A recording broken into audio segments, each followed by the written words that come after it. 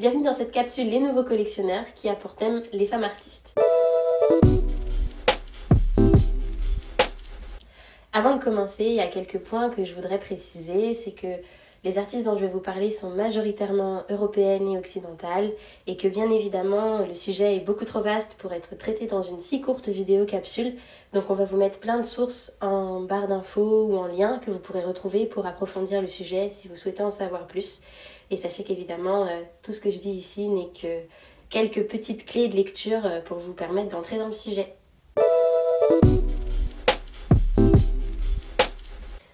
Alors, c'est une question qui peut paraître bête, mais pas tant que ça, puisque c'est seulement très récemment qu'on a un peu redécouvert le travail de nombreuses femmes artistes, mais il faut savoir qu'elles existent depuis l'Antiquité. En effet, l'historien Pline l'Ancien, dans son Histoire naturelle, mentionne déjà de nombreuses peintres, dont malheureusement on n'a conservé aucune œuvre, mais il mentionne notamment Hélène d'Égypte, Timaréthée, Astyaréthée et Ayaya de Cyzique. Il faut également prendre en compte le fait qu'au Moyen-Âge, même si leur travail est essentiellement anonyme, de nombreuses femmes ont participé à l'enluminure des manuscrits, aux lettrines et à de nombreux travaux artistiques. C'est à partir de la Renaissance qu'on a un changement parce que le statut d'artiste évolue. De technicien, il devient un inventeur.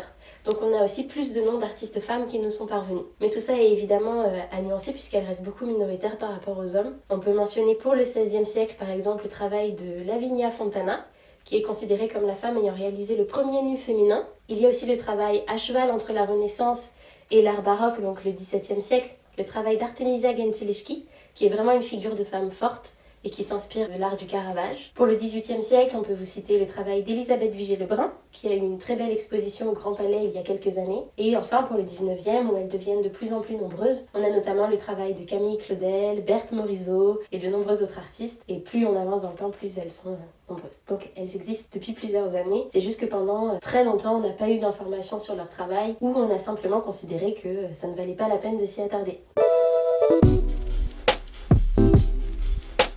La raison du fait qu'elles soient moins connues et moins nombreuses que les hommes est avant tout contextuelle et historique. Ce qu'il faut savoir, et vraiment garder à l'esprit quand on parle de femmes artistes, c'est que jusqu'au début du XXe siècle, les femmes sont considérées comme mineures, ce qui signifie qu'elles sont toujours sous l'autorité d'un homme, leur mari, leur père, parfois même leur fils, et que du coup elles ne sont absolument pas libres de se défendre ou d'attaquer quelqu'un en justice ou de disposer de leurs biens comme elles le souhaitent. Et cela va si loin qu'elles ne peuvent même pas se promener dans la rue seules sans être chaperonnées.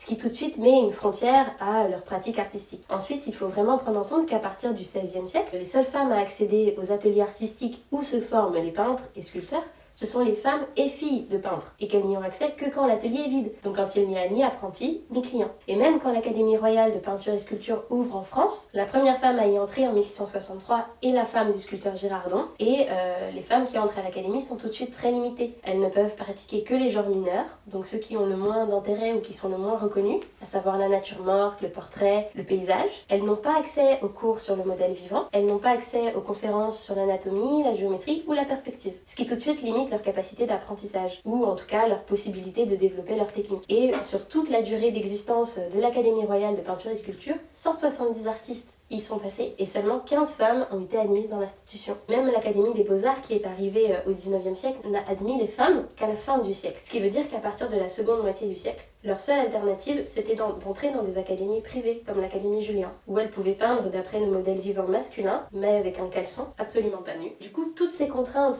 d'accès à la formation, à la pratique artistique, mais aussi aux genres qui étaient alors reconnus comme les plus valorisés par l'histoire de l'art, ont été énormément compliquées et très complexes et avec beaucoup de difficultés, ce qui explique qu'elles soient moins connues et moins visibles. Alors, très vite, la question de la féminité et du statut de la femme a été un vrai sujet pour les femmes artistes qui ont voulu revendiquer leur statut d'artiste professionnelle. Mais c'est vraiment avec notamment les luttes des années féministes des années 60 et 70 que art et féminisme se sont vraiment fusionnés. On a vu le travail d'artistes très engagés comme Judy Chicago notamment et Louise Bourgeois qui ont vraiment eu un travail où elles réfléchissent au statut de la femme, à son rôle et à sa place avec un fort engagement et aussi pour aider d'autres femmes à acquérir le statut d'artiste. Et ce qu'il faut savoir, c'est qu'en 1989, le collectif Guerrilla Girls faisait déjà le constat lors d'une exposition organisée au Metropolitan Museum de New York du fait qu'il y ait 76% des œuvres présentées représentent des nus féminins, alors que 4% des artistes présentés étaient seulement des femmes. Et même aujourd'hui, même si les femmes sont plus nombreuses en école d'art, elles font face à plus de désavantages, de déséquilibres et de manques quand il s'agit d'accéder aux ressources, aux expositions collectives, et on ne se rend compte vraiment de leur présence dans le monde de l'art que lorsqu'il y a des expositions dédiées. Sinon, les expositions sont majoritairement masculines encore aujourd'hui, et souvent, pour élargir un peu le sujet, non pas uniquement aux femmes artistes, mais aussi aux femmes dans l'art, souvent, le travail de valorisation des femmes artistes s'est fait aussi par des galeristes femmes, des critiques d'art, des commissaires d'exposition qui se sont engagés dans cette voie-là. Petit rappel évidemment, très difficile de traiter un sujet aussi vaste que les femmes artistes et les luttes qu'elles ont menées pour obtenir leur reconnaissance en un si court format. On va vous mettre une liste de sources en barre d'infos pour que vous puissiez aller approfondir le sujet si vous le souhaitez et je vous y invite de tout cœur.